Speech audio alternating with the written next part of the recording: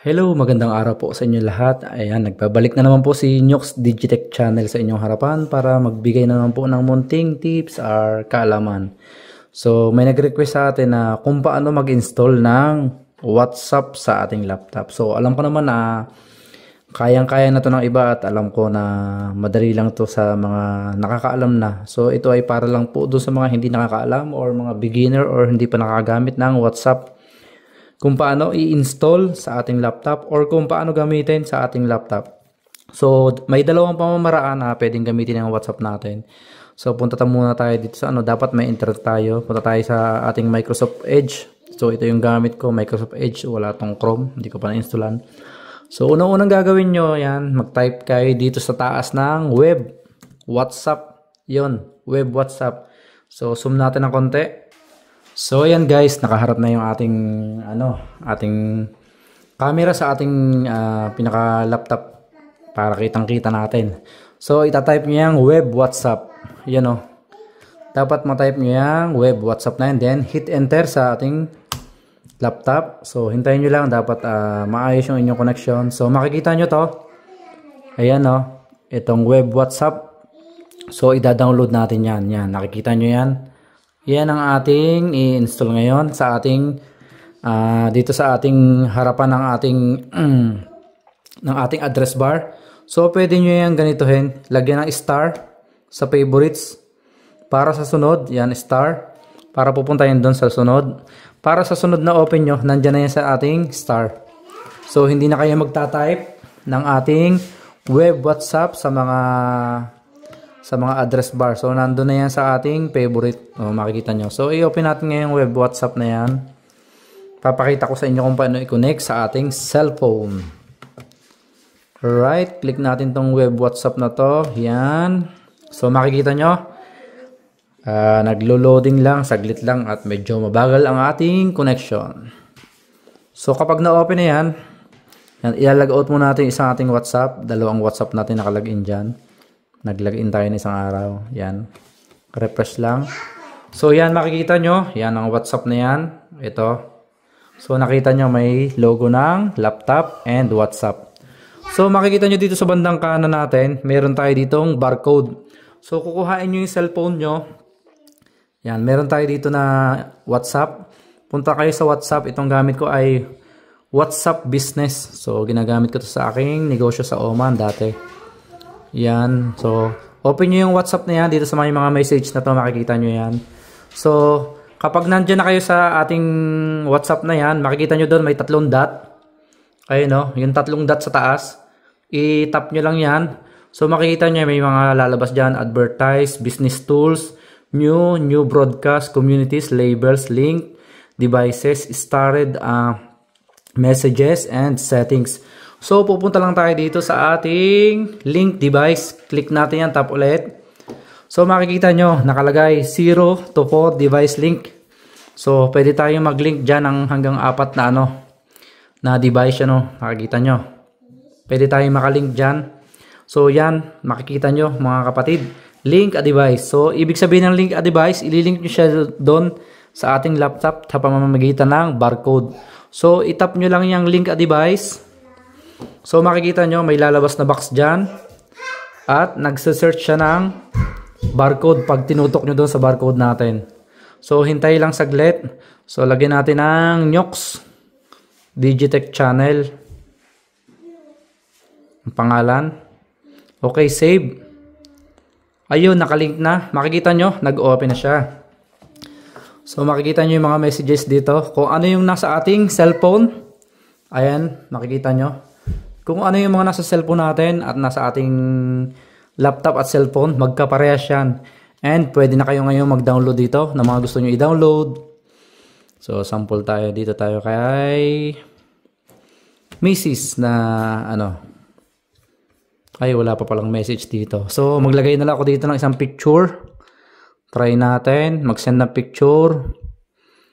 Uy, pogi natin dito. Itong picture na to. Okay, send natin yan.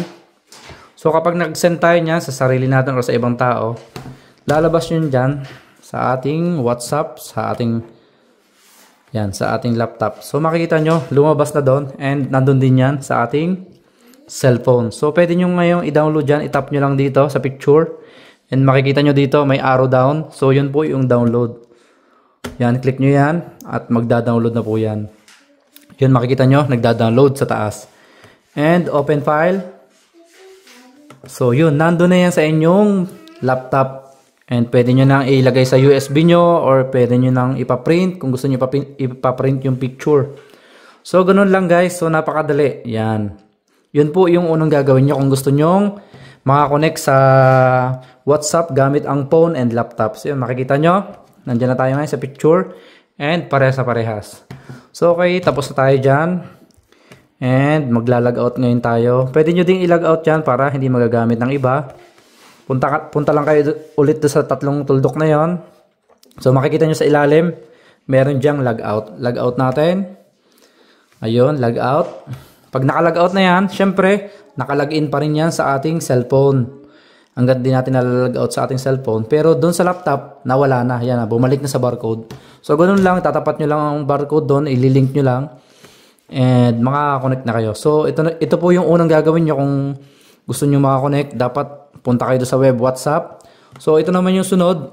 Mag-download kayo ng WhatsApp. Yung makikita nyo, type nyo web WhatsApp. Yan ang lalabas, mga WhatsApp. So meron ditong download. Yan, download nyo yan. And yan, accept. Para pumunta sa inyong laptop. Para hindi na kayo laging pumupunta doon sa web WhatsApp. So yung web WhatsApp naman, maganda din. Pupunta lang kayo dito sa ano na to. Sa ating favorites, nandun niya sa ilalim yun, no? Nakalagay na din niya sa ilalim. So, walang problema. So, parehas lang. Pero kung gusto nyo din, dito sa apps, mas maganda din. Yan, mag-download kayo ng WhatsApp. Galing sa laptop. Ayun, nagda-download na. So, open natin yung installer. Open file. Yan, and mag-i-install na po yan sa ating laptop. Okay, so checking update pa. Update natin. So nag-update pa guys, wait lang. Okay, downloading na.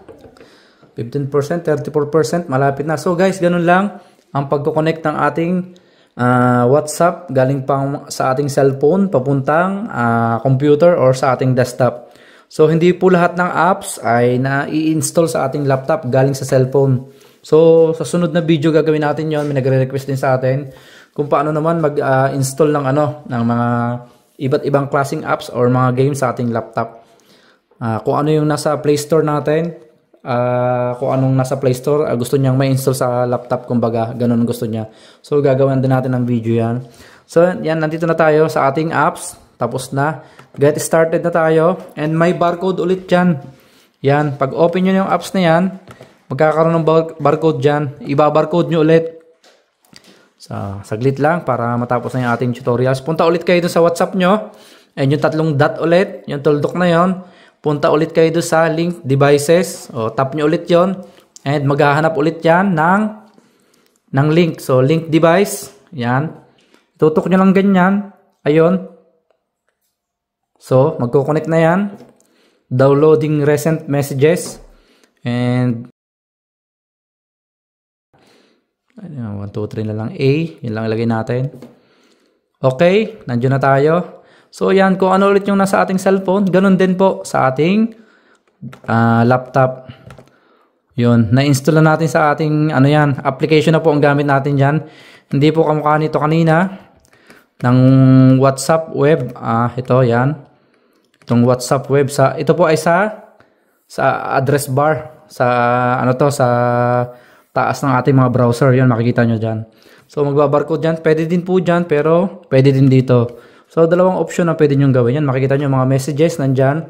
So, ganun lang po ang ating gagawin kung gusto nating makakonect sa ating WhatsApp from cellphone to laptop.